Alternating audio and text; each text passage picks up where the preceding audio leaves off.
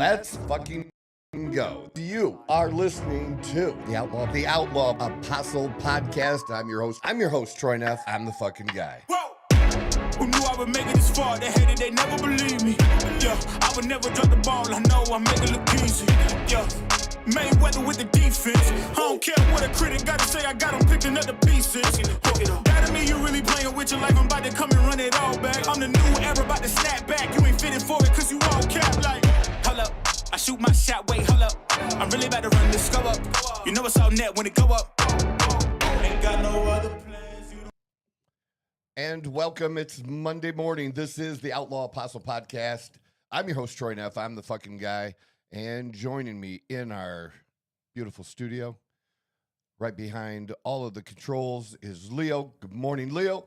Good morning, Troy. How you doing today, man? I am doing good for a Monday, man. Ready to take on the week. Looking for a really great week this week. And on the couch, also ready to go. Talk a little sports, and I'll go over the other topics here in a moment. But Mikey G's on the couch. How are you, brother? Doing well. It's a beautiful Monday morning. I'm ready for a good show. I will say, being on the couch does make me sound like I'm lazy as fuck. I'm the lazy one here. You're comfortable. I prioritize comfortability here. Yeah. Look good, feel good, play good. There you go. And that's what we're going to do. We're going to play good on the podcast today. And we're going to be hitting sports first today. The playoffs started this past weekend in the NBA and NHL. I watched a little of both and saw some really great shit. Even in the background when I couldn't see it all.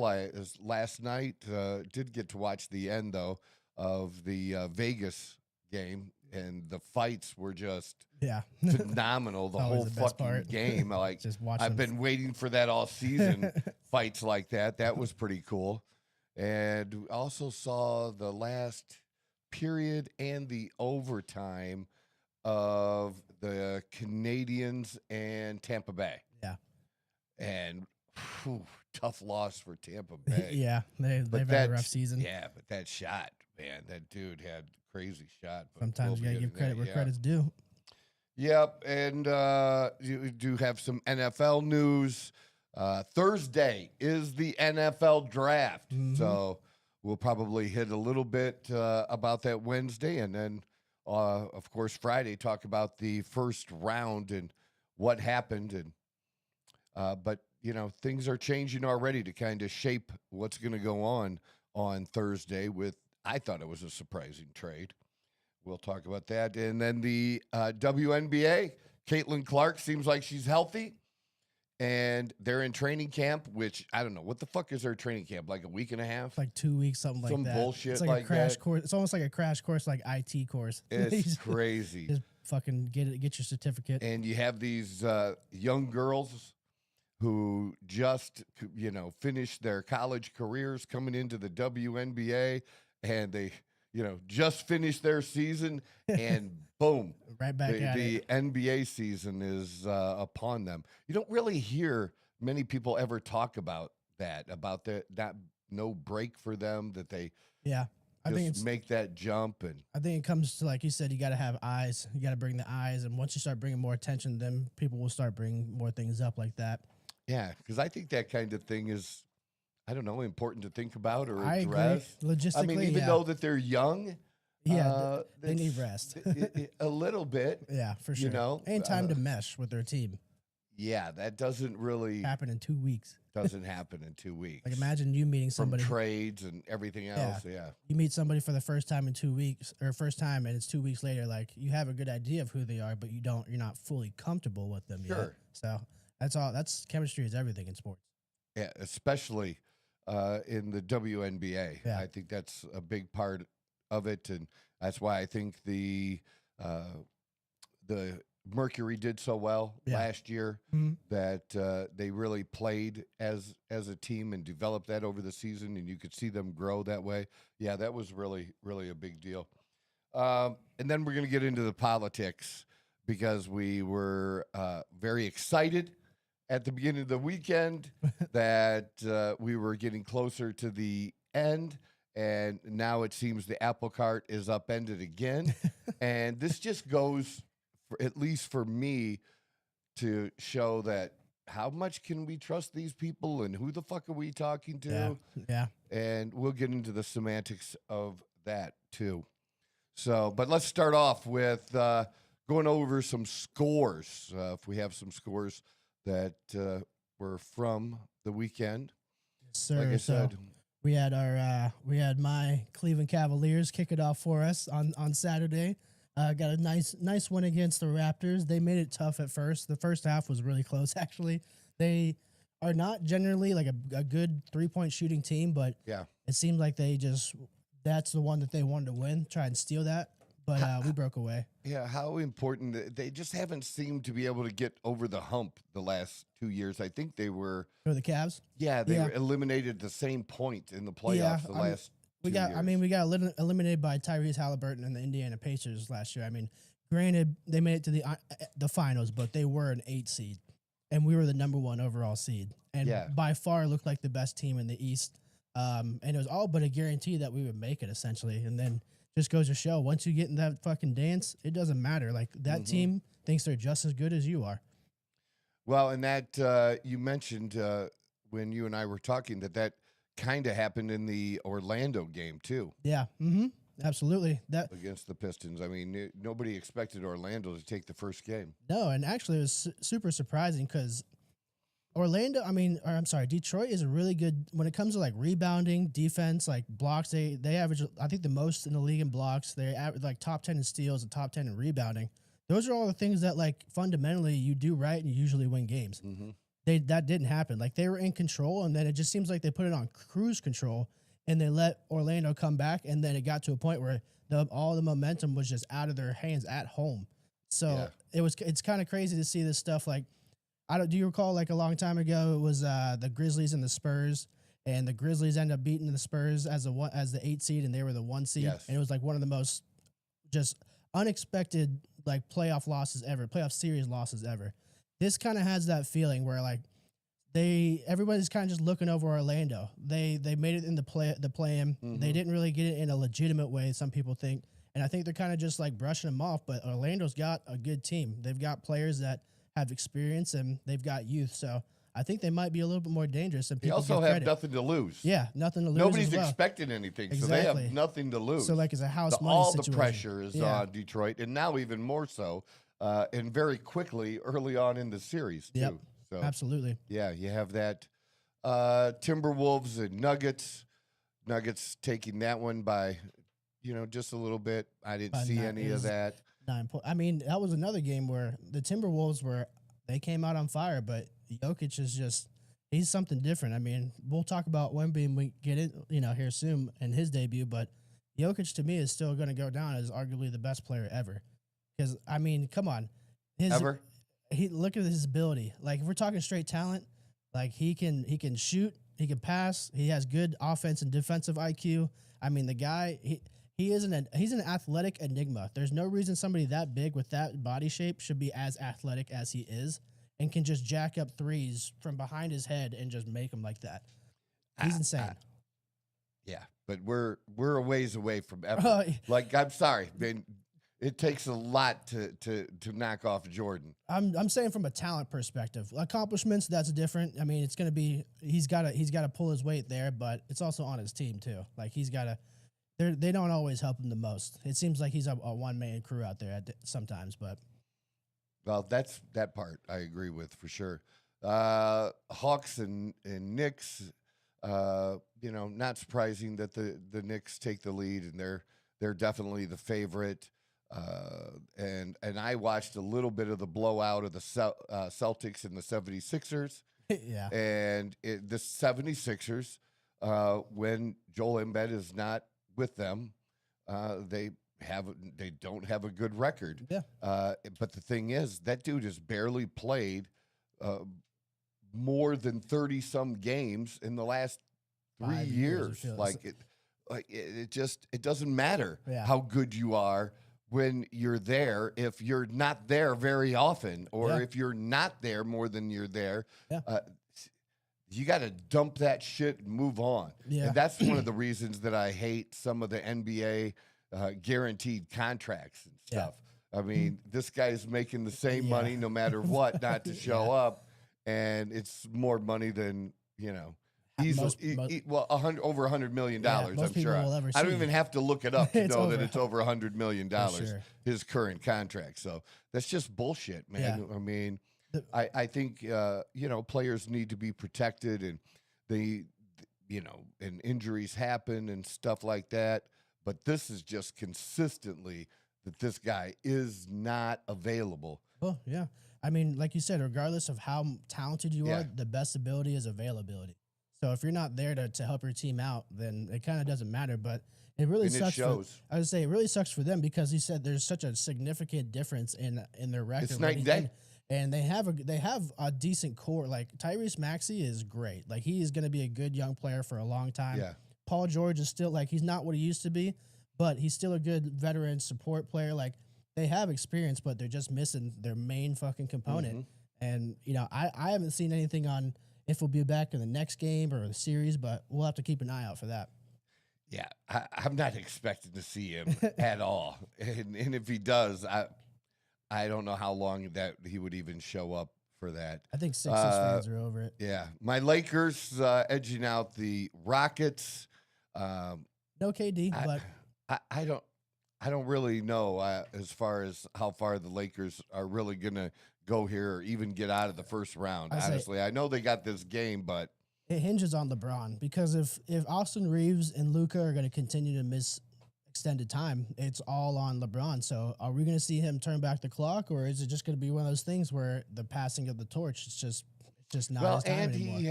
he has in the last few games at the end there has delivered. Yeah. I will give him that. I will give him that seemed that. like a little I had reluctant to, very to reluctantly, say that. but I will be honest about it. So yeah, as a we'll Cavaliers fan, see. that hurts. Say what you want, but the guy he delivered on his promise for me. He can do no wrong in my book. I just, we'd be going over back Yeah, I over know. You're history good. and stuff, You're and good. I'm not going to do that. Our Phoenix Suns looked absolutely like We expected actually. yeah. expected that. Unfortunately, I thought The Thunder are the Thunder, and until somebody can legitimately knock them off, and as young as they are, they could go on a Chicago Bulls like run. yeah, That's what I really think. They one- could go to Chicago Bulls like out run. of all like the genius moves that Sam Presti has made, whether you call it genius, luck, whatever it is, I think the smartest thing that he's done so far is locking these guys up in long contracts Mm-hmm. at a very young age because they're all in that same mindset where they want to get paid, but they also they want this to continue. Yeah, and I think that's dangerous. And think about that. They had a trade. I forget who the trade was with. Paul George. Was that the Well, trade? That got SGA. and Okay. The gift just keeps on giving And they got a top 10 pick. for this year For because this of the year. playoffs. Missing the playoffs. So and so they're in the lottery, Yep. and even so, they're gonna have a top 10 pick Yep. on a rookie contract. Yep. So another young person to add, they're one of the top 4 youngest teams in the NBA. Yep. So and then adding somebody like that's not going to break your bank when you've locked these other veterans up, like you said, Yep. dude. That's like the most beautiful They- thing. That's going to be frightening for everybody else, though. Sitting pretty. They should be frightened. Say the only ones that don't have as much of fear, I would say, is the Spurs because they're also young and they had their number. But everybody else in the NBA is kind of fucked right now because they're sitting so pretty in terms, like you Yes. said, because they can't lose even if they're like.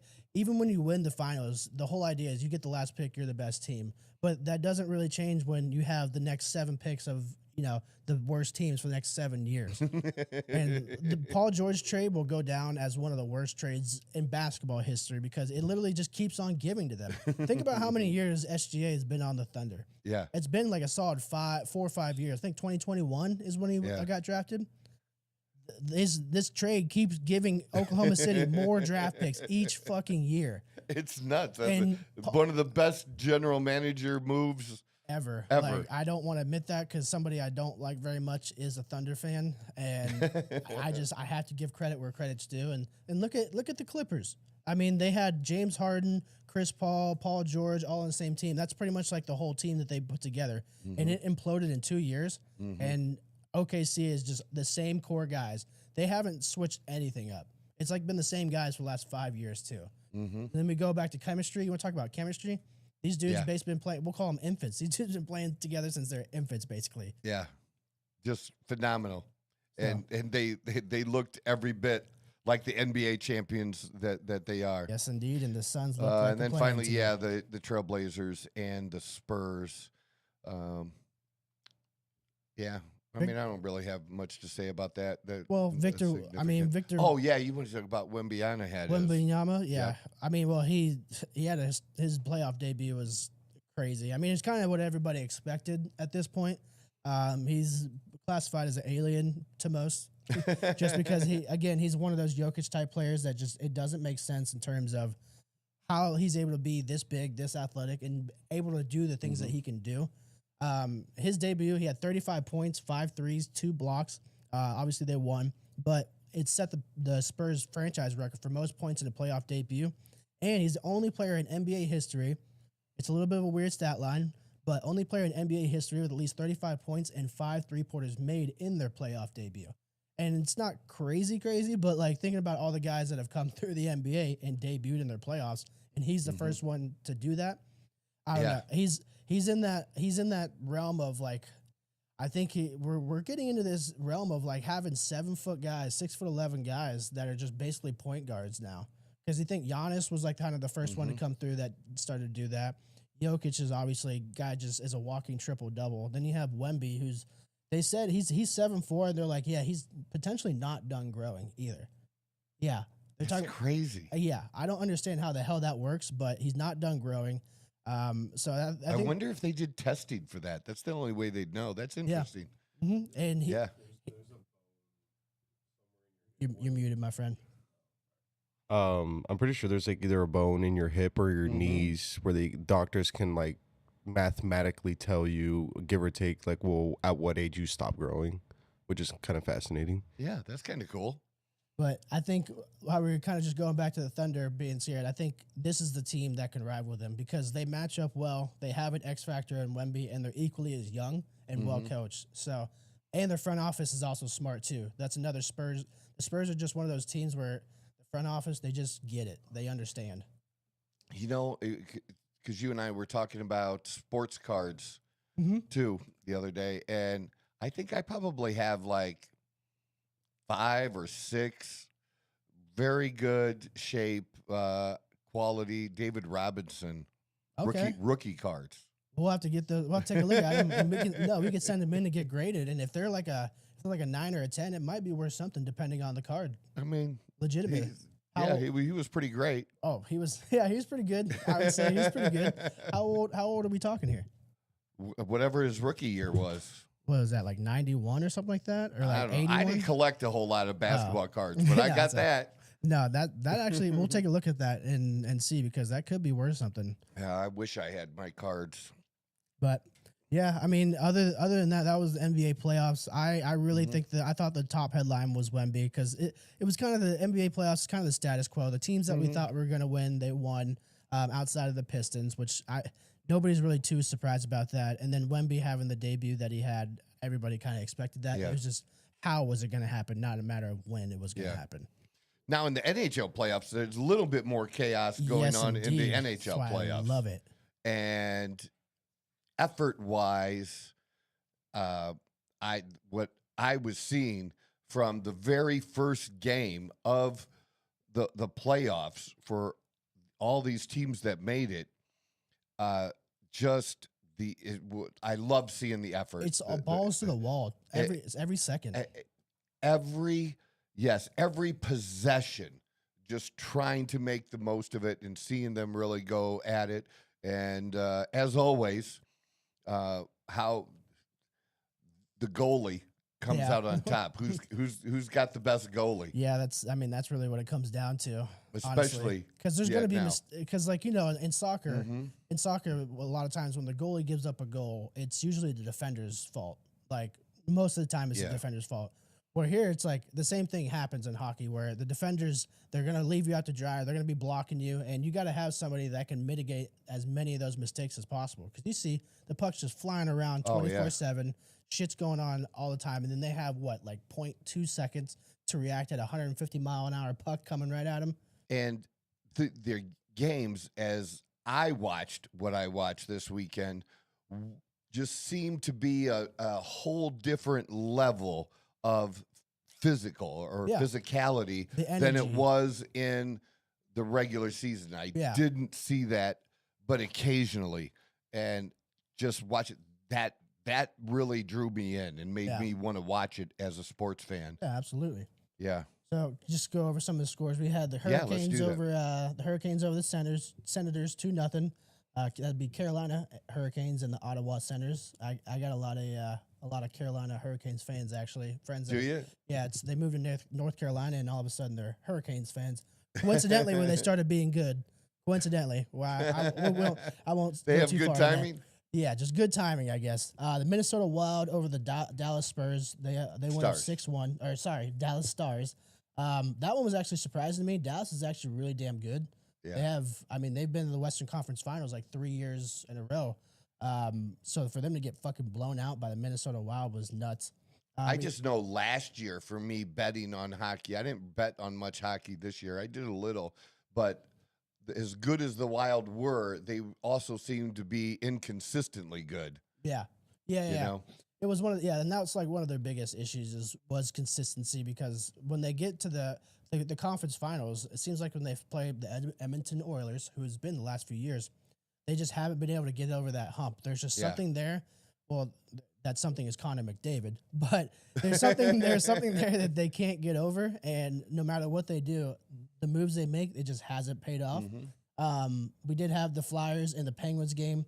Philadelphia taking it 3-2 over the Pittsburgh Penguins, which that is my team. I would say, yeah, I am a Penguins fan. and I will say, they're a hockey dynasty. They've been so good and so real. I can't remember a time where like the Pittsburgh Penguins were like legitimately bad. Like the last few years, they haven't been as good, but for the course of my lifetime, they've been like arguably the best franchise in the NHL. Them and the Tampa Bay Lightning. I mean, that's who Yeah. I've seen win the most Stanley Cups in my. Yeah. And then recently, obviously, the Florida Panthers going back to back. Yeah. But yeah, we have the Kings and the Avalanche, and Avalanche, they made some good moves. They made some good trades. They're a team that kind of the exact opposite of the Stars, where they had the pieces, but they couldn't quite get past that hump. But they made the right moves, and now they're sitting heavy as the favorite to make the Stanley Cup Finals. The game that you watched, Yes. Canadians and the Tampa Bay Lightning in overtime, Yes. hitting an absolutely Great incredible shot to win the game. If we could pull that shot up, but In overtime. yeah, in overtime, and it went through. It shocked the whole Literally went whole through, arena, really. Yeah, literally went through the hearts of everybody in Tampa. Not only Yeah, just and when you see this shot, just see where he takes it from, and what that puck has to go through for that shot to go in was just crazy. yeah, well, From that, I mean, it would have been a hard enough shot from that distance if there's nobody there, but with oh, people we, there, yeah, Yeah, we have it's the so highlights here. crazy. Yeah, excellent. Probably be like the last one. Oh hell yeah, we love ads. American Yeah, Express. could we X up? Could we get the volume too? Or are we not allowed to play the volume? Probably can't play the volume. No. They're- Okay, they're then we'll annoying do as that. We shit won't play the about that. volume. Very, very annoying about that.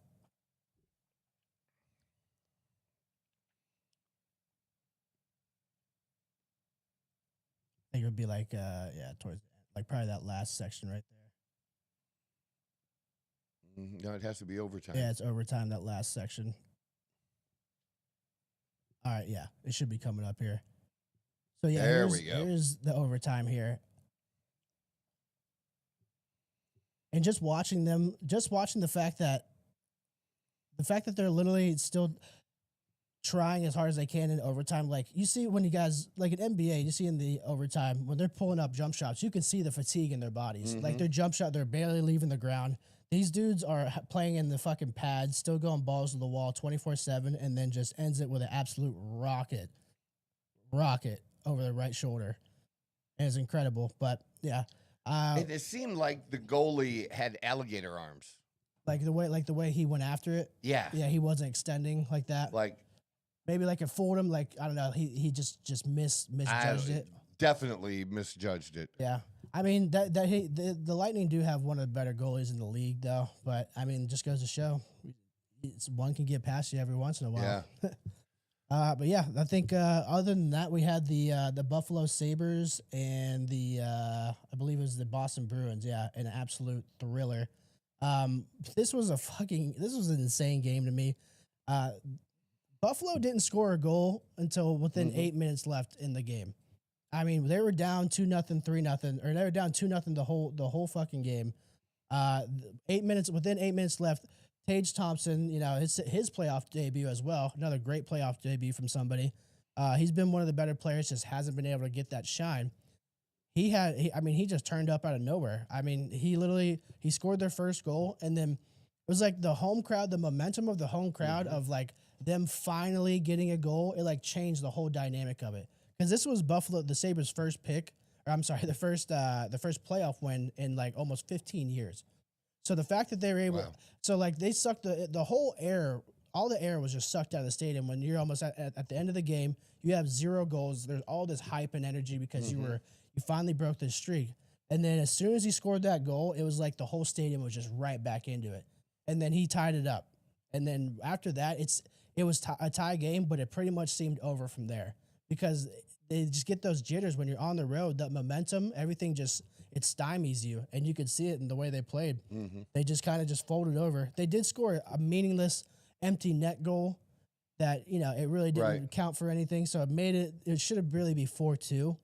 But to come back with the 8 minutes left, score 4 goals in a playoff game when you're down the whole time, just absolutely insane to me. And that's why I think That's cool. And that's why I think the NHL playoffs are traditionally better than the NBA because how many blowouts did we see from the NBA playoffs? Yeah. Just not interesting games. Yeah. How many of these scores right here? 2-0.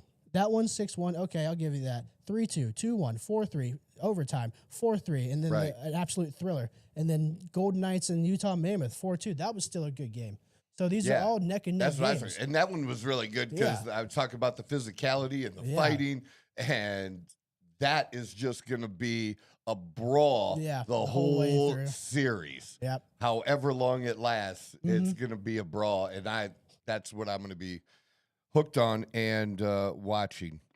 So from there, we have the WNBA starting back up, which we mentioned. Their training camp has started.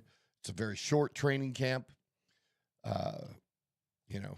Hopefully they practice uncontested layups. Yeah, that would be nice. Which would be good. Well, we did have the odds winners or the current odds for the WNBA finals. I believe it was the New York Liberty that was favored, but it's still they're still plus 220. So plus 220 odds to win it. Las Vegas is at plus 390, and then you have the Indiana Fever at plus 450. Where do we have our Phoenix? Phoenix Mercury they're plus 4,000 to win the NBA finals. Yeah. So we made it to the finals, and they're shitting on us again this year? Oh, yeah, absolutely. That's the dumbest shit in the world. Who did we lose? I'm going to be honest with you. I don't think you lost anybody major. Well, but they in the expanded teams, we had to have lost somebody. True. Did they have the expansion draft yet?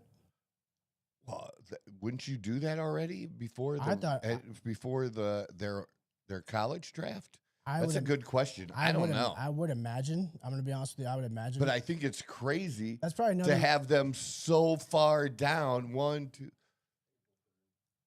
What, April 3rd is when they have the expansion draft? So they already did it. Yeah. So that could be why. Yeah, pull up the Phoenix Mercury's. Who's on the roster right now? Basically having us at the bottom. That's just bullshit, man. It really is, because I've seen this. I know this team, and we were picked. We were barely. I don't even know if we were picked to even be in the playoffs last year. Bob did say MJ. He said MJ. He's Yeah. of course. Of course. Yeah, you old folks are gonna stick with each other. So did they lose anybody like of significance? You would know a bit better about their Yeah. roster than I would. DeWanna Bonner's on the Mercury? Yeah, we got her at the end of the season last year. I mean, does it still look the No. So we have two of our three. We have Alyssa Thomas and Copper. And we're missing the one girl and her sister also plays in the WNBA. But I have her shirt. Why can't I remember her name right now? Yeah, there's quite a few new names, actually. Quite a few. Well, I guess that makes sense. too. Monique Moe, she was rookie point guard last year. She was good. But still, Kate Westbeld, she was last year. She could hit threes. Sammy's good as well. But yeah, we're missing one of our stars. For sure. She leave in the free agency? I don't think so. I'm sure she got. You can only protect so many people Yeah, but if on your team, so I'm sure she got selected. that'd be kind of crazy if she's one of your best players and they didn't choose. Maybe like a contract thing. But maybe we they- had, we had three really good core players that were top tier. so they I just didn't wanna mean, pay her.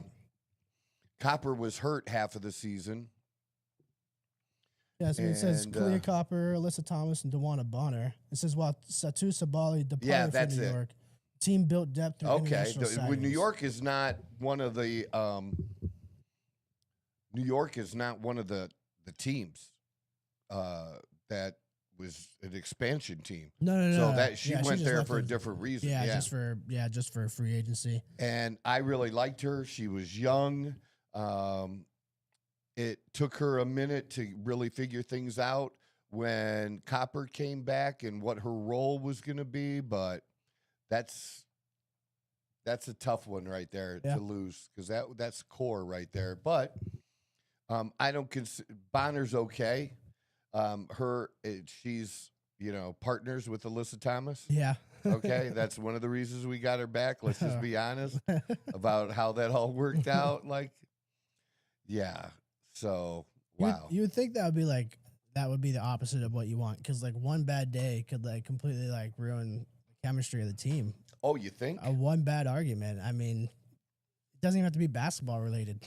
Completely Probably not basketball related. Completely separate from the rest.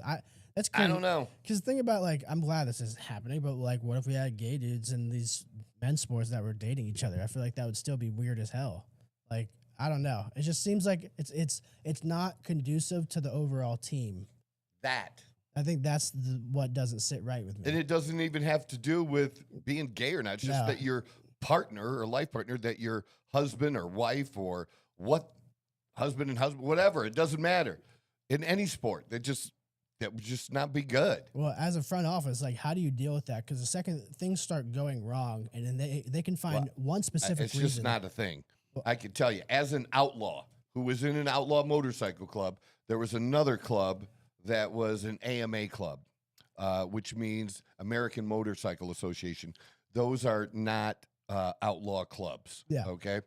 And was one of the oldest clubs around, and they were called the Travelers back in Swanton, Ohio, and they had women and women were actually members of their motorcycle club. Yeah. Members.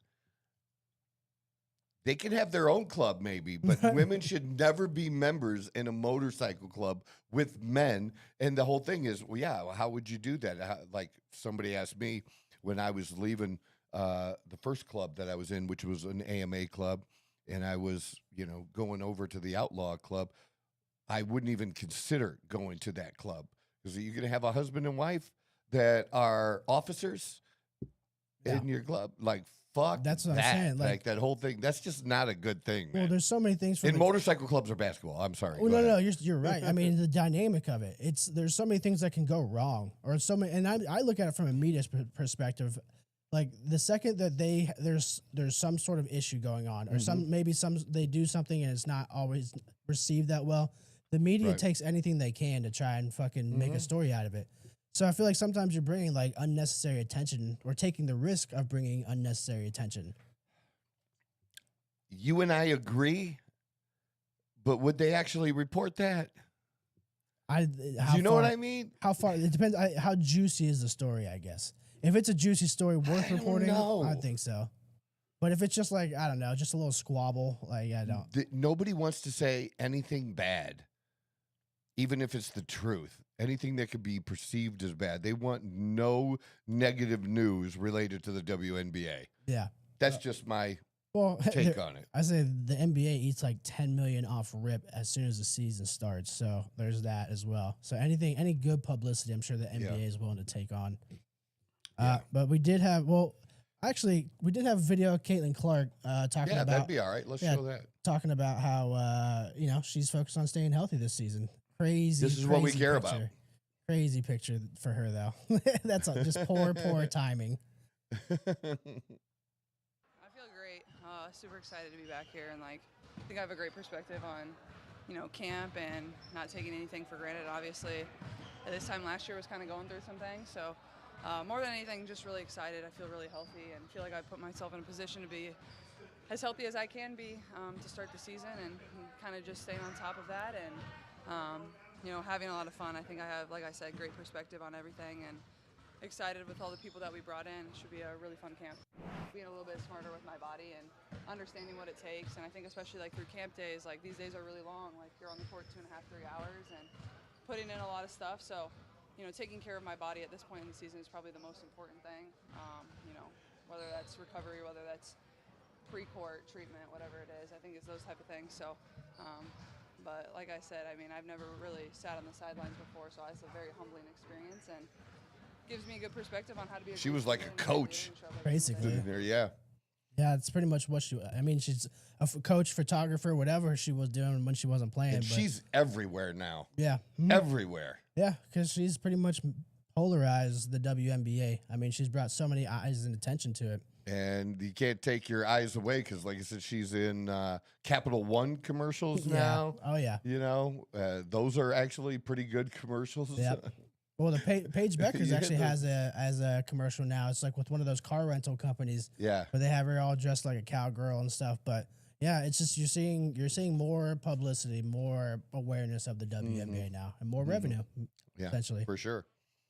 And I'm just glad everything's going to be starting on time. So So we'll we be there. Oh, sorry. Go ahead. We did. I was say we did have just real quick the NFL Yeah. trade. New York Giants trading Dexter Lawrence to the Bengals for the 10th overall pick, and then the Giants signing him to a $28 million extension, which I believe pushes his contract to about 3 years, over $100 million. I'm really surprised that the Giants did this.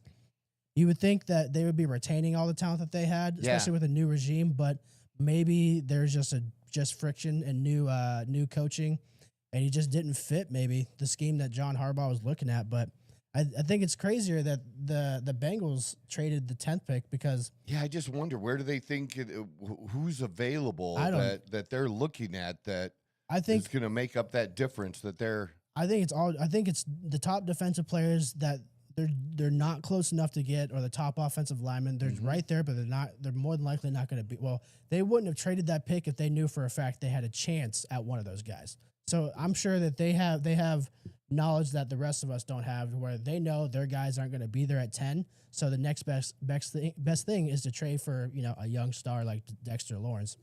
But we'll see if it pans out, because the Bengals have much more needs than defensive yeah. tackle. They have a lot. It is on the defensive side of the ball, but it's also the offensive line and protecting Joe Burrow, keeping him upright and healthy. Because when he's out there, I mean, he's an incredible quarterback. Like, he is so fun to watch. The way he spins a ball is the same way I look at when Dan Marino was spinning the football. The fact that he can just throw 40, 50 yards down the field, just absolute dime and double coverage right in the guy's hands. I mean, it's Dan Marino-esque. And I just don't want it to be another what-if situation like Dan Marino. Right. I mean, he's definitely a quarterback that should have won a Super Bowl. I don't think anybody could disagree with that. But consequently, on the Giants side, they now have the 5 pick and the 10 pick. And at the 5 pick, they're talking about taking a running back, Jeremiah Love, who I think is great. Don't get me wrong. Yeah. But I'm a Cam guy. Yeah. Oh yeah. And I love Jeremiah, but what are you going to do? You're going to run both of them? That's what you like. I just, it doesn't. No, I agree. It doesn't make sense to me. I don't think running back. What's that? Cam's like. Yeah, I believe I could be wrong, but I do believe the doctors did some testing and he's not looking so good for him. Dude, he runs his head into concrete walls. I don't think that's an issue now. I don't think know. they care as long as he can run the ball. As long as he can run the ball and he went out because of his knee, right? It wasn't leg. a He concussion. snapped his leg. Right. It wasn't a concussion. A horrible injury because MetLife Stadium is a graveyard of a stadium. All the top guys get I injured just think there. it'd be crazy. But it does give. Well, I agree. Taking a running back that early, there's a lot of risk involved because of the shelf life. I mean, I just think for them, I just don't think that's one of their top needs. Yeah, no, it isn't one of their top needs. I think it's offensive line, 100%. And really, one of their top needs is sitting Jackson Dart down and being like, "Hey, we appreciate your mindset that I'm going head first. I'm getting as many yards as possible, but we fucking need you." We can't have you getting a concussion and being out for the next 2 games and putting our season in jeopardy. He has to be a better decision maker. He's got to start fucking sliding because this isn't college anymore. I don't know. Well, if you want, I know. I really don't think it's a debate because if the Giants want to be a winning team, they have to have a quarterback, and if their quarterback is just getting brain damage every other game, he's gonna have a very short career. I agree with that, but I also think it's really dependent on the play. Where I've seen too many quarterbacks just always slide, and it's like, dude, you came up a yard short. You needed that yard. Well, that's the thing. Sometimes you got to risk yourself and do that. Do that every play? No, but enough anyways. It's the risk assessment thing. Yeah, that's the biggest issue. I just didn't see how this trade was all that great. Well, it worked out. I mean, it worked out for the Giants because they didn't want to pay him, and now they can theoretically take somebody to replace Dexter Lawrence on a rookie contract now. But for the Bengals, it's completely dependent on how well they do this season. If they're awful, then it means nothing. They gave up a top 10 pick, fucked their future over for nothing. That's essentially what it means for them. Yeah, and I more mean it on the Bengal side. I would have kept the pick. Yeah. Oh, I would have as well. As great as Dexter Lawrence because there might not be a lot of quarterbacks in this draft. Yeah. But there's a lot of like defensive ends and rushers that are really good in this draft that are really, really good that they could have benefited from. And you never know. Right? Guys in the draft fall sometimes. Yeah. This happens. Yeah. That's what's going on in the NFL. Well, there's our sports segment. Maybe a little longer than expected, but that's all right. And everything else really is going to be related to Iran. A number of different things to talk about here, but starting with the Strait of Hormuz, and at least my feeling anyways, as I was pretty optimistic, as many of us were being optimistic, maybe we can't be that optimistic yet. That, although I understood the fragility of the ceasefire, I sure the heck didn't think that they would so quickly, after saying the strait was open, then all of a sudden say it's not. And then, I mean, I don't know how they could be any more clear that I believe the Trump administration is being very, very clear and what they said they would do and what they expect. I wouldn't be happy if the Trump administration said, okay, we're going to open the blockade during the ceasefire, which is what Iran wants. They want the. That's just how they do shit. They always want, never deliver on their side. And I think this also goes back to the people who said about the deal that don't want to look at reality about the deal that was previously negotiated with Obama. Because there is a sunset. There was a sunset in that agreement. And after that agreement, even though they weren't supposed to, the agreement was done, and you're going to trust them not to enrich and get a nuclear weapon at that point. It basically, to me, just delayed when they were going to get a nuclear weapon is what that agreement did. And they did that for other benefits and things that they were given by the Obama administration. But to me, it just shows me that they wouldn't have obliged that, like I didn't think they would. Same with what we got here. So I want to see Trump do the things he said he would do. We got 2 days, I think, left of the ceasefire. Less than that, I think. I think it's under 2 days. That might have been 2 days last night. night, They're now like a half a day ahead of us. True. So, yeah. But I'm just thinking that we shouldn't have even, they violated it. So they violated it. We should just go forward with the plans that the president has in place and do what we need to do. Well, we do have a video of Trump like commenting on that whole situation. I mean, why wait till that day again, and then they're going to put a bunch of kids and women on the bridges again? Yeah. If there's not anybody on the bridge now, take the it fucking now, bridge out then. Strike while the you said, iron's hot. Yes. Yeah, instead of dilly-dallying around and shit like that. But we did have, it was just Trump just basically warning Iran and just saying that they can't blackmail us. If we want to roll, I mean, if we want to roll that, we can roll that.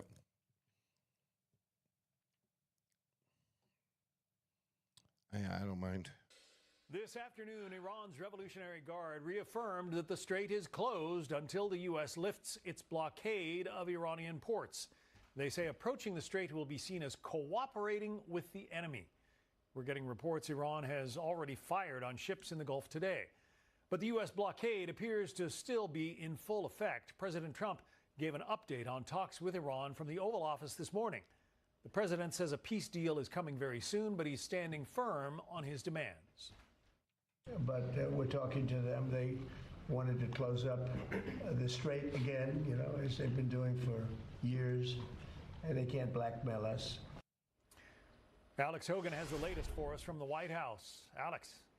Hi, John. Iran today says that these new restrictions on the Strait of Hormuz will remain in effect until that U.S. blockade of the strait is lifted. Here today at the White House, President Trump did not take many questions involving Iran, but he did tout progress. They got a little cute, as they have been doing for 47 years. And nobody Exactly. ever took them on. They have no Navy. They have no Air Force. They have no leaders. They have no nothing. Actually, their leaders are, it is regime change. You call that enforced regime change. As far as the strait, Iran today claims that it is back in control. Iran also reportedly firing upon at least one vessel in the strait. Comes after just yesterday, Iran's foreign minister said that the strait was completely open for all commercial ships. And that's where Meantime, the thing, that's good diplomatic enough right efforts there. underway to end- But that's what we're seeing here is there's like two groups. You have one group that is their diplomatic relation or leadership, their government, who's ever left in the government, right? And then you have whatever generals are left in the Iranian guard, right? That's and they both they're not coordinated. They're not on the same page. No, and I think and it's have different evident. agendas. So, Yeah. What is going to happen here? Is the leadership, the government, this gay Ayatollah that's still hiding? Is he going to have control? I don't know, but is he going to be able to get control of the military, or is the military going to say, "Fuck all you guys"? We're going to install our own leader and pick a general or somebody. And what are you going to do about that? You see what I'm saying? You think that was what they would have done once, the Ayatollah it's like Khamenei, or I can never pronounce his name right. The one that we just took out, Khamenei. You think that once he was taken out, like that would be their best opportunity to have Right. a shot at democracy, like once again. And it just Well, I don't think either side wants democracy. Well, I don't think any of their better than what they have now. Well, I don't think between the Ayatollahs and the their theocratic, that's how I'll say it, theocratic leadership doesn't want democracy. Their military doesn't want democracy. There's not going to be a democracy with the way things are going now, seeing who would be in charge. It's not going to be, I don't think it's going to be like Venezuela, yeah. is what I'm getting at. Yeah, where it's like You going know, to be like dancing in the where streets. we like, either put somebody in who won an election but Yeah. didn't get to take the seat, or somebody who was just under the leader, which is the woman was like a vice president, got elevated, and Trump felt he could work with her. It would be the least problematic, so went with that. And there was still now there is supposed to be elections, right, within 60 days or some shit. I don't know that it has to be within 60 days, but I was hoping to see elections there, within 4 to 6 months. I don't know if that's going to happen. We're not hearing anything about that now. Yeah. Nothing. Venezuela is off of our map and radar now, other than it does seem like we're getting maximum production of oil. They are, and they're trying to rebuild that and make that greater, and that's contributing to the world supply now, which I think is good. But I think I'm just the one thing I've kind of just like the thing that I've noticed out of this is this thought was born out of, once again, somebody saying that Trump, he went into office without a plan. The guy just doesn't have a plan. And it dawned on me, and this could be very evident to others, but we took over Venezuela. We have all of their oil. We have our own oil as well. right. So the fact that 6 weeks prior to all of this, the Strait of Hormuz gets shut down, whether we're blocking it, they're blocking it, whatever it is. Mhm. But all these other countries are pretty much effed. Like China, they get all of their oil pretty much from Iran. They're having problems like pretty much powering their economy because they can't get what they need. And it just dawned on me that this is all just a giant strategic strokehold to bring America as the most energy efficient or the most energy like resource power here. Because if you can't get oil from Iran, who has the next most? I mean, between our reserves and then what Venezuela has, I mean, No, we have the most yeah. for sure. So do you know what what idea the European Union, the EU, has gotten from all of this? What's that? That they should have even more green energy. Yeah, I know. That was the dumbest This is thing what they ever. get out of all this. Like, Yeah. this is why is We this need to be more reliant on wind. How about Get the fuck yeah? out of here. Okay, yeah, good one. You try that. And that shit's and those wind turbines and like the maintenance for all that. That shit's expensive, and it's not a long term solution.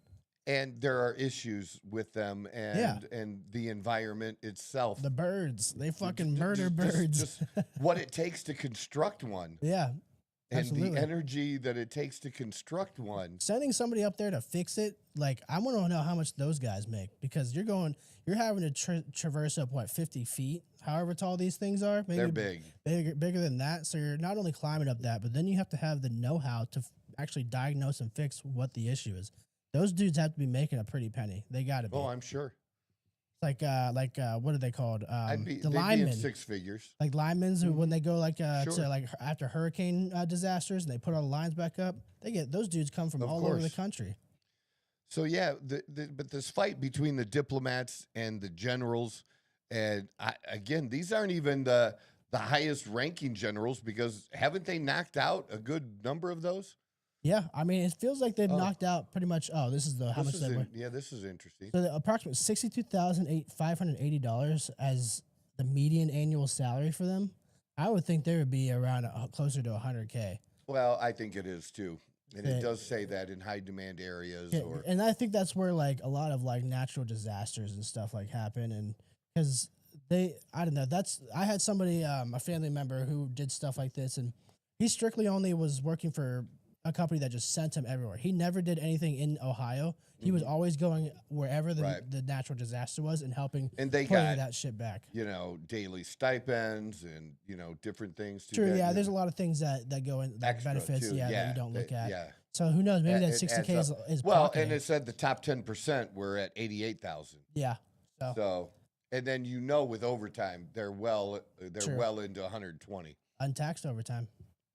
Not exactly, I know. but some tax relief. Yeah. It depends on the On state, the state, yeah. because that's a whole nother topic that some states, which is really shitty, Yeah. that some states have decided that, no, as far as state goes, you're going to pay taxes on all your tips, and not the way the president originally designed it. And then there is a cap on it, which also sucks, Yeah. which is not what the president wanted to do. It adds up quick. But the problem is, and then you have a Social Security issue too, that the Social Security tax has been wiped out for some people, but not everybody. And that's because of the way they had to vote on it. But it has more to do with the failure of the Republican leadership in Congress than it did Trump. It was a winning issue. They just couldn't deliver on that issue to 100%. They delivered between 70 and 80%. But it was interesting. I read some articles from bad reporters, and it just shows Americans are just not real smart when it comes to this stuff. And they interviewed a lady that her and her husband combined, they're at like $60,000, and she expected more benefit from it than what she got, that she didn't really get any benefit. And do you know why she wasn't benefiting from it? Because she wasn't paying any taxes anyway. She currently was not paying taxes. What did you think was in there for you if you're not already paying taxes? That's the mindset that they have. Yeah, it's the Unfortunately. people at the bottom thinking you're going to get You just something. get something, yeah. That, oh, well, where's mine? How come I don't get something? Because you didn't contribute. That's why. There you go. You want a piece of the pie. You want a seat at the table, It's but you so didn't crazy. didn't bring nothing to eat. Yeah. That's all on you. But anyways. we did actually, what I thought was pretty interesting is we did have audio of that vessel, the guy getting shot at. We got video of that? Well, That's it's cool. just the audio. I don't think there's any video. It's the audio. audio. together. That's fine. Yeah. But let's- you can hear him saying he's just like, what the fuck are you guys doing right now? Like how did I get my ass caught up in this? But yeah, we can go ahead and take a look at this. It might be a little hard to understand at first. Navy, motor tanker Sanmar Herald, Sepa Navy, you get me clearance to go. Sepa Navy, this is motor tanker Sanmar Herald, you get me clearance to go. My name second on your list. You get me clearance to go. You are firing now. Let me turn back. He's like, you're firing now. I think that's pretty much it. He's like, you are firing now. Let me turn back. But that's what I mean. That's just that is funny shit, man. It's crazy to think though. Like he's just there doing his job, and then all of a sudden he's just having bullets just fucking sprayed at him, and he's just like, "What the fuck? I'm on your list. You gave me clearance, and now you're fucking shooting at me. Let me turn around so I can get the fuck out of here." That's the one they hit? Yeah, that was the one that hit. But in the boat. Yeah. Okay. Yeah. Mm-hmm. Yep. They said his name was like Manal Sepal. I don't know what it was. He was identifying himself a couple times, but I couldn't understand his name. And then it'd be cool. I don't know if anybody has that of the was it paratroopers that went from the helicopter onto the ship? Oh, I didn't see that one. Oh yeah, Yeah. We boarded the ship, Yeah. man. Oh yeah. Yeah, and then they we were can pull like, that, though, Iran now is trying to say, well, we could have gone after those guys, but we didn't because there were family members on the ship, and they were worried about taking care of them. It's like, yeah, right. No. You were shitting bricks. That's why. Yeah, because you go after any one of those men, They knew the consequences. jumping down from the helicopter with that rope, you'll be boarded by 500. Yeah. Well, those You know? because those motherfuckers, those are real when they come in, that's how you know shit's real. Like you are. Yeah. This is our line, and if you cross this line, you are fucked. Yeah, you got that. Yeah, let's see this.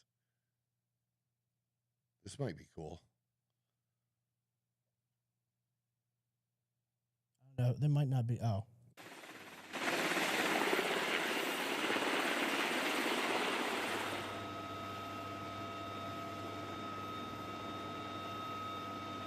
Now, if this doesn't show that the U.S. is serious I don't know. about enforcing the blockade, We turn it down just slightly. yeah, that's good. That's cool. Yeah, because this is expensive to do.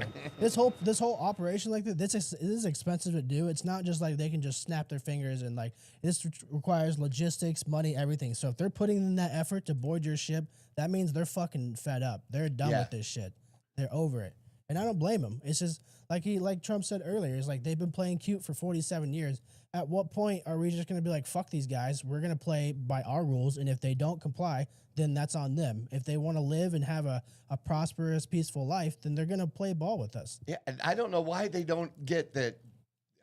Maybe it's because you have Indian Americans yelling taco that they think that this president isn't serious. He is dead serious when it comes to this. What has he done to make you think he's not dead serious? That's what you can say what you want about social media and this and like stuff like the excuse he made about the AI picture. But what has he done to tell you that when he is talking about this shit, that he is not going to be serious about it? He's always been dead serious about it. Always. We voted him in because we knew he is serious. We knew he would do it. So the fact that you're constantly underestimating him, I think that like puts like a little fire under his ass because he's just like, you still don't think I'm fucking serious? Let's see this. Yeah, and I guess maybe you'd want to test it once and see if the U.S. would actually board your ship. Well, now you fucking know. Now we know. We will do it. Know. And that just pisses us off because, again, we're spending time, effort, and money to do so. So you're just making it worse for yourself. Yeah, but somehow things got to get coordinated here because I'm sure oil is way up today. I didn't see before we came on, but it can't be what it was before the weekend. Oh no, absolutely not. We got to be up to between 95, somewhere around 95 to 100. Yeah, I'd say somewhere between 90 and 100. Oh, 87.30. 87. Okay. All right, that's less than I thought. Yeah, okay, damage control then. Yeah, that's not bad. Actually, I thought it would be honestly thought it would be worse than that. It went down 10 cents. Oh, fuck. But that must be again showing a lot of faith that despite what Iran has said about the blockade, who's actually enforcing and implementing this shit? You can learn a lot from, not only that, but like the stock market and shit too about geopolitics. Oh, yeah, if you can decipher it, it's nuts. But despite all that, I think it shows even more, the United States is, they're just so gracious. President Trump, so gracious. Even after all these annoyances from Iran, he's still willing to come to the table and negotiate. Now, what does Iran do? They say, you know what? No. We're going to pout in the corner here. And until you unblock the blockade, we're not playing ball with you. And I think that is the most childish thing ever, to just sit there and pout and say, we're not coming to the table because we don't like X thing. Well, my question is, the people that actually do come to the table, if they come now or they come later, are they the real people in charge? And do we believe what they have to say? Well, I would say no. For the most part. For the most part, it's hard to believe anything except that you have liberals that are always going to believe the enemy over us and our president, which is just crazy. We're the bad ones. Because when it comes to messaging, the president can be hyperbolic, he can be over the top, but when it comes to action, he does support it with action. Well, he's literally sending people to Pakistan to continue these negotiations, even though Iran has already come out and said, we're not confirming whether we want to do this. So you can't sit here and say he hasn't tried. Like we've talked about earlier, is they try to say he's made things worse, this and that. No, it takes two to tango in this. It's not like he's just fucking making up scenarios in his head and then going out to the press and saying we're doing this. No, he's working off the information with the people that he's working with. And then this is how we got to where we are now. And the off-ramps, as the media likes to call them, aren't for us, as they would like to think, because they think we're losing. No, these off-ramps that Trump is offering is for them because we are winning. Now, it may not be won yet. It may not be over yet. But, just like on election night when you have the percentages and based on as the different comes in and your probability of winning goes from 55% to 85%, that kind of thing. So on that kind of a scale, we're winning. We're up there at 85%, that probability of winning. at least the way things are playing out now. I don't know how anybody could come to any other conclusion. Well, I would say the reflection of the oil prices and then like the stock market itself, that's what helps reinforce that. Because Yes. if there was any cause for concern, you would see those that reflect that.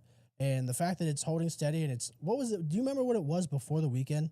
Like, was it around 87 or was it like a little bit Low under? 80s. Low 80s. Okay, so it went up a few bucks, but that's, I mean, like you and I are expecting. $79 to be exact. Okay, so but we were expecting it to be closer to 100. So the fact that gives me confidence that Trump isn't necessarily talking through his ass, saying that talks are close. But I think it's just so rough and so rocky to just make any deal with these people that even maybe he thinks that they were right there, and then these fuckers just switched up on him, and now he's got to fucking figure it out again. But I believe he's figuring it out. He is figuring it out. And that there is a legitimate strategy and making adjustments as you have to do in anything in life. Yeah. You have to do that. And I think they're doing it. And, you know, pulling the blockade card like he did, just that's like that really made me feel like I wasn't just thinking or hoping, that I was basing my conclusion and opinion that I was coming to on solid information. Yeah, well informed facts. Yeah, absolutely. No, I agree. And like we said in the last video, like a lot of these people are going to be eating their words. They're going to be. I think so. They're going to be seeing how stupid they are because a couple weeks of like just it was turbulent. I will give you that. It was turbulent. There's a lot of shit going on with him and the sideshow social media stuff, and then what's actually going on with the negotiations. But again, this man is an enigma. I mean, he's like all smoke and mirrors. You never really know like what his next move is, and I think that's just what makes him a great wild card. Yeah, but I will say this: as much as I support him, and I do think, and that this is obviously taking up a tremendous amount of his time. Oh yeah.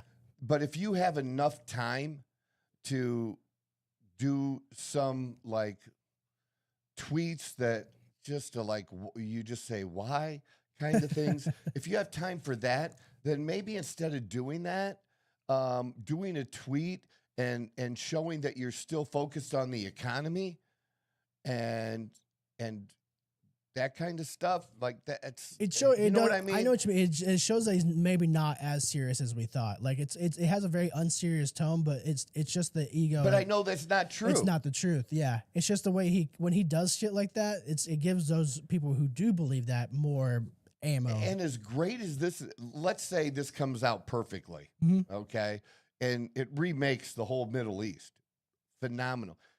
There's still an issue with the midterms in 2026. Yep. Because no matter how much great or how much credit you could give him for this, do you know what the number one issue is going to be on 2026?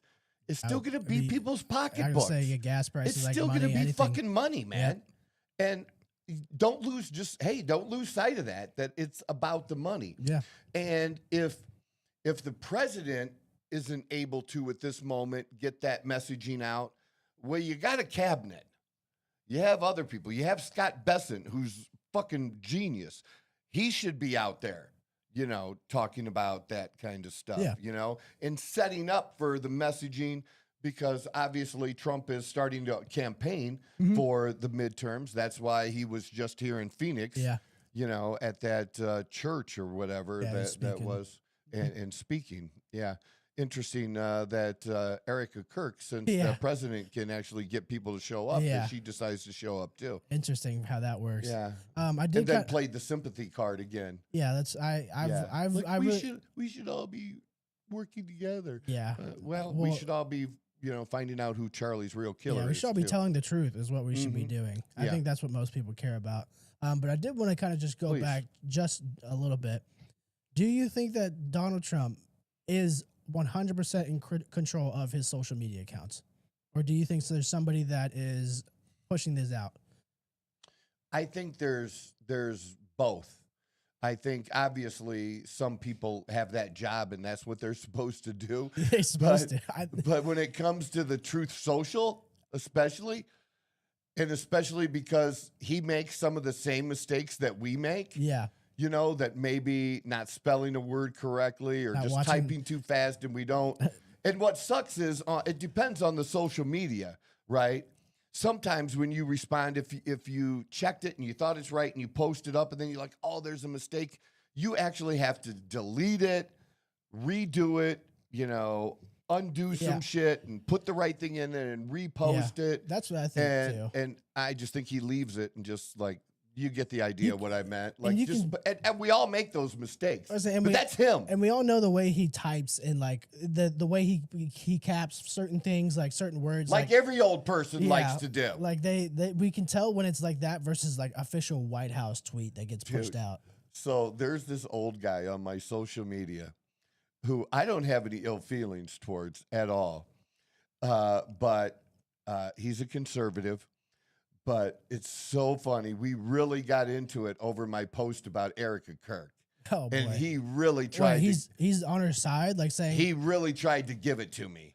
What the hell? And I fired back like hard, like I do, like the fuck off kind of shit, you know, and I've seen on my other stuff that I've posted since then. Yeah. He's been all over it, liking it and everything. He's got a new follower. It's so fun. No, he's not a new follower. He's an old follower, but it's just so funny because he's from Toledo, and it's just so funny. I'm just laughing like. Do you know him like personally, or do you just happen to be from Toledo? We know of each other. Okay. Yeah, kind of a thing. Okay. Yeah. All right. That makes more sense. Yeah. So I'm just like, it's so funny. If you want engagement, we'll take all engagement. Yeah, we take all engagement. Bring it all on. Yeah, there's this one dude I was getting into it with too that tried to. He was way over the top about Shocker. Yeah, and the example that I gave or whatever with Erica and the reasoning that she wasn't there and stuff. Like he wanted like some more receipts, and he was trying to nitpick with the statement. And I'm like, you realize, right? You have to factor in that the president is friends with Erica Kirk. Yeah. And they wanted to get the message out, the Secret Service, that the vice president wasn't in danger, that there was no threat.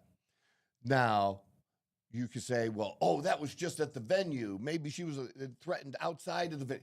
Like, come on, man. Jesus. You're trying way too hard. Like, and you love this girl? Yeah. It's like you have to draw conclusions, okay? And with whatever evidence that you're presented. And I thought, even before I saw a statement from the Secret Service that she was lying. She was lying. She was lying. Well, I think about how much she has had negative publicity, and in the light of Charlie's death and everything, and TPUSA, a lot of people cared about TPUSA. Like they liked what it stood for. Well, go back, look at my shit. Yeah, you're look hardcore. at my shit. Yeah. For even a couple months after, I even said I was defending Erica when people came out. But you saw the facts, and then you discern the fact that people don't do X thing when they have something to unless they have something to hide, and it's become increasingly clear that she is hiding something. I can't sit here and say with 100% fact what it is. You might be able to say a little bit with more certainty, but she's hiding something, and I really hope it doesn't have anything to do with Charlie's death. Yeah. And she embellishes in ways that it's not related to Charlie or his death, but she embellished like way over the top. The limelight of it all. Right. You were with a real estate firm that is a top real estate firm who are really not going to bring in beginners. Yeah. For one, but your family had an in, so maybe you got in that way. But there's no evidence. It doesn't mean she didn't, but there's no evidence to show that she ever made a sale or ever had a listing. There's none. Yeah. There's usually a paper trail. There's a name attached somewhere. A text message. Even not Chad. It was Gemini was trying to defend her. Like, oh, you can't say that. Really, I can't say that. I've become very. And also, you don't think that there's one person out there. If she was getting shit from Candace Owens about her real estate career and her background and stuff like that, T-shirt making business. If you bought a condo in New York off of Erica Kirk, wouldn't you come out and say, you know what? I've heard this about Erica Kirk, and I don't know about her career, but she did list my condo, or she did help me find a condo, and No she one's got the coming to commission- her defense. No one. And that's as equally as troubling, because you'd have not even people in TPSA are really sticking up for her. Well, yeah, no, Andrew Colvett and Okay. them and Blake Neff and yeah, Blake Neff. yeah, Interesting. Like, Why don't you reach out and be like, hey, what's up, long lost cousin? Yeah, I don't think that's a thing. I'm not related to any Neffs that are not in Ohio. Well, that's my bad. I hadn't personally heard of anybody from TPSA like really sticking their neck out for her. Yeah. Apparently there but is. see, but but here's the thing too. People say that and the things about Erica, you're not listening to what I'm listening to, yeah, and I'm listening to it being skeptical. Yeah. But when it's laid out and it looks like it looks, well, you Not know, good. it's not good. do you think a lot of it has to do with people? Her schooling, Yeah, her that- mom. everything. Yeah, everything about it is just like I hate to probe into people's past like that. Like, because I think about like I've had people do it to mine. But people do it all the time, and it just seems like there's just so many just things that don't add up to where. How did you get to where you're at based on what you said? Like this, none of this adds up. But I have to like, how much do you think that this defense of Erica Kirk is really more for Charlie and them kind of just holding on to that rather than It's a lot. seeing? Okay, yeah, It's a that's lot. what I feel like a lot of it is. But see, none of how I feel about Charlie, none of that has changed. Yeah. None of that has changed. So that's the way Well, I feel about it. I But think he's one of those things where again we said he's one of one. What happens with Erica and TPUSA? We know none of this would have happened if he was still around, and if it would, I feel like he would have nipped it in the bud and got to the bottom of it immediately. But I just don't think anything could ever just damage the impact that he had on a lot of people. I still see videos of people like just praising Charlie Kirk and like basically missing him because they miss the way he used to speak to people, because everybody wants to talk about coming to the table, put our differences aside and figure it out. Well, you killed the one guy who was willing to step to that table. And Yeah. regardless of who you want to say did it, that was your only chance. Now you have to deal with the wrath of everybody that's pissed off about it, and they're basically in vain of him. yeah. And that's I feel like I don't want to say it's not going to happen again, like another Charlie Kirk, because there is a Nick Shirley, but it's a little bit different. Like it's going to be different. it's different. I don't It know won't be what the form same. it's going to take. I think it's a form of Nick Shirley, to be honest with but you. it's not going to be. It's not going to be at TPUSA. No, it won't. It's going to be gravitate away from all of that. It's Yeah. got to be a new guy, somebody with the same values, but a fresh face. Because the TPUSA and Erica Kirk thing, do you think they could ever come back from this? Like to get back in the good graces of the public? I don't know. I don't know how their donations have been, but I know that they took in a shit ton of money that they can make it last for a minute. Yeah. You know, possibly. But the whole idea of, well, she can be CEO because she was this boss babe CEO and she had this clothing line prayer thing, website thing that, dude, it looks like something that junior in high school did and then forgot about. Yeah. Kind of thing. You know Yeah, what I mean? pretty much, It's like your first side hustle type thing. Your parents got you a yeah, t-shirt maker for you, Christmas. Look, you were starting, you were trying, but you didn't run a successful business. No, you just You know, had that's one. like well, I'll give you a good example and use myself. You know, the restaurant that my sister runs today, I started the restaurant. I wasn't that successful. That's why I got out. Yeah. You know, Yeah, and my it's hard. parents then ran the restaurant, but they've had more success at it than I did. Yeah. But you laid it did start. Yeah, you laid the I- foundation of it essentially. I did. But yeah, I don't, it would be like me embellishing like it's just so good. Then why did I leave? Yeah, exactly. You know, that wasn't the case. And after I left doing that, I struggled for a little bit, you know, a Yeah. good 6-9 months trying to find out what I was going to do before I decided on becoming a financial advisor and then making that actually happen. And, Yeah, absolutely. and then that didn't like turn into anything for a good 5 years. Yeah. Yeah. You know, where I was actually making money. Yeah. So I was gonna say figuring it out, but making money is part of figuring it out, I suppose. Yeah, a Getting lot. that shit Like, figured yeah. out. Yeah. It doesn't, Yeah, it doesn't matter. Yeah, I had a position, I had a title that sounded cool, but I wasn't Remain- anything. yeah. I'd achieved nothing to that point yet. Yeah, I mean, I think that stuff like that, putting yourself out like that in those situations, has prepared you a lot for Oh, today. of course, Especially diving headfirst in as a 20-year-old. But I don't trying to do portray everything that I've ever done Yeah. as like this great Oh, this success is- all the time. You know, we yeah, like it's just not true. we like the secret, but there is some value in being humble. There is some value Yeah. in that. Yeah, like you can't, and it just seems like she over embellishes like literally everything. I think the records show she only played like basketball 1 year in college. What? But- She tried to say she was. Yeah, for a couple years, it makes it sound like, and that like So she like kind of her- props herself up more than. a lot more, to- and to has look done better. that even before Charlie. I was It's gonna just say- been a thing that she's done. I was just about to say, I wonder how much of that has to do with being in the spotlight with Charlie, but a lot of that did still. She start tried before. to get to that. She was trying to be in the spotlight to get the there. whole time. It's the reverse, actually. She wanted, Yeah, she you wanted that would think from spotlight. listening to her that, you know, maybe she had a boyfriend, but there was like this big gap where she was just so religious and celibate and stuff. And they're like, yeah, but your social media shows you were with this dude and then this dude and then this dude. And, Yeah. you know, the timelines. That's what I'm saying. When people want to shit on, you know, some of the evidence or whatever, it's like, oh, okay. The timelines don't match up Yeah. to what people have actually dug up. And the question is, why isn't anybody else doing it? Why are there only a couple of people that are doing this That and wanna- trying to yeah. find evidence or actually do Yeah, the digging? truth seekers. I mean, I don't think there's Even with the bullet, the stuff that came out with the bullet, Yeah, and the FBI they said report it's again. not the fucking bullet that they Well, said it was.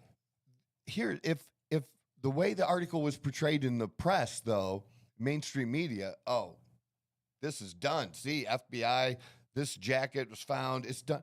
Then why did the FBI put aside the ATF's testing of it and want to use, like we talked about, they want to do another test, and a test that they haven't used in Like decades. 50 years. It feels Yeah, like. it was going back 20 years. 20 years. Okay. Yeah, but they want to go back and use this test that they stopped using because they had to let people out of jail because the test is bullshit. Yeah.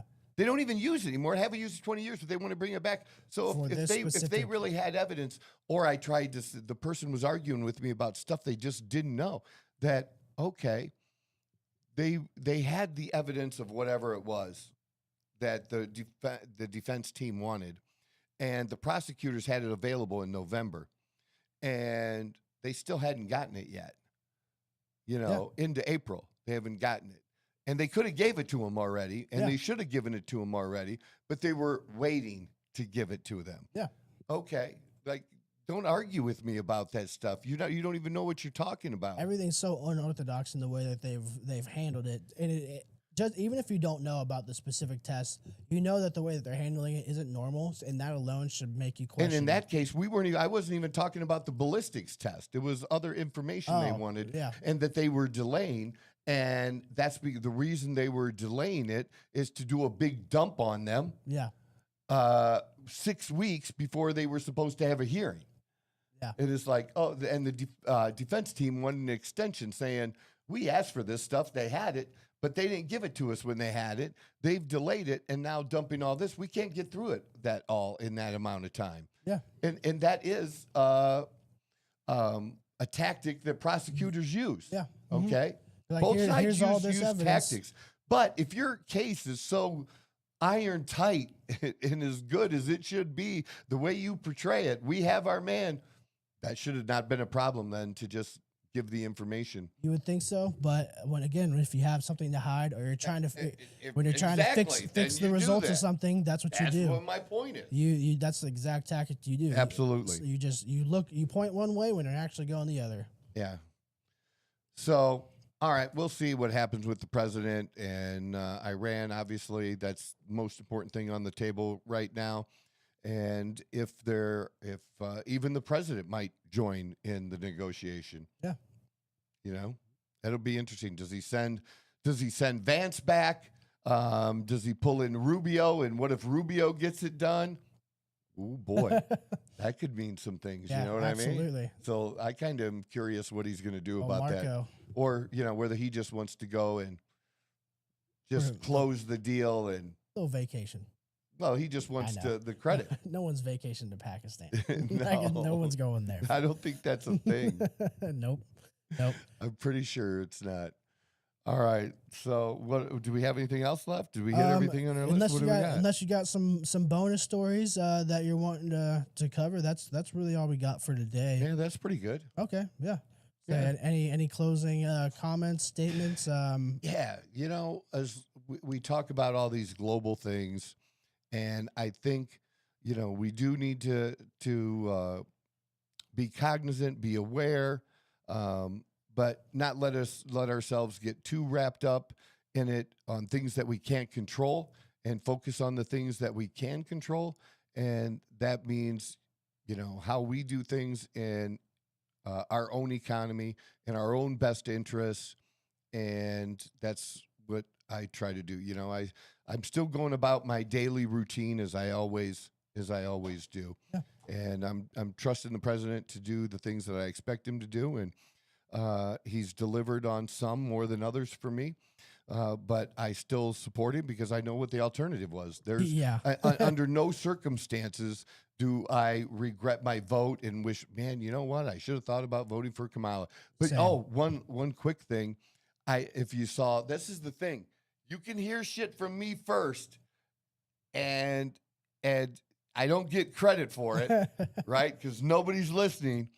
But how I just heard Stephen A. Smith on Megyn Kelly talking about the Democratic Party and Kamala Harris and how they have to give it to her because you can't step over a black woman. Who said that? Who said that before the end of last week? Yeah. I did. I've been saying that. That let her run because then everybody else gets eliminated. Yep. You can't go up against her. That's not allowed.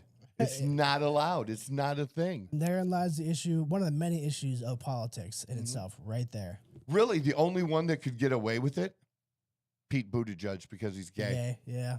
I'm serious. And I don't think he would have a chance. I don't think many people would vote for him. Do you think so? I don't think a lot of people would get behind him. He wouldn't have the black vote. Yeah, he definitely would not. You're not allowed to say that, But he wouldn't have it. The black men would not really Vote for a gay white that. dude. Yeah. I'm just sorry, man. No, that's facts. That's 100% facts. And we know how much the Democrat Party relies on the black vote. So. Yeah. Well, they not only do they rely on it, they take it for granted. Oh, yeah, absolutely. 100%. And that's the new message from black conservatives to their fellow. We don't all have to think alike. And why are you continuing to follow people that have just not insulted your intelligence? Insulted your intelligence Being and real. have taken your vote for granted and not doing anything for you. They're not doing anything for you anymore. At what point do you say enough? Because is they don't enough? have to. That's why they're on to all these other little groups because they got your vote. So Yep. now they're focused on all these other little groups. Yep. That's it. So, all right, Wednesday will be hump day. We'll be in the middle of the week, middle of the shit. Hope your week goes well. This is the Outlaw Apostle Podcast. I'm your host, Troy Neff. I'm the fucking guy.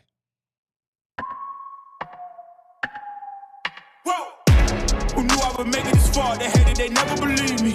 Yeah, I would never drop the ball. I know I make it look easy. Yeah, Mayweather with the defense. I don't care what a critic got to say. I got them picking up the pieces. That to me, you really playing with your life. I'm about to come and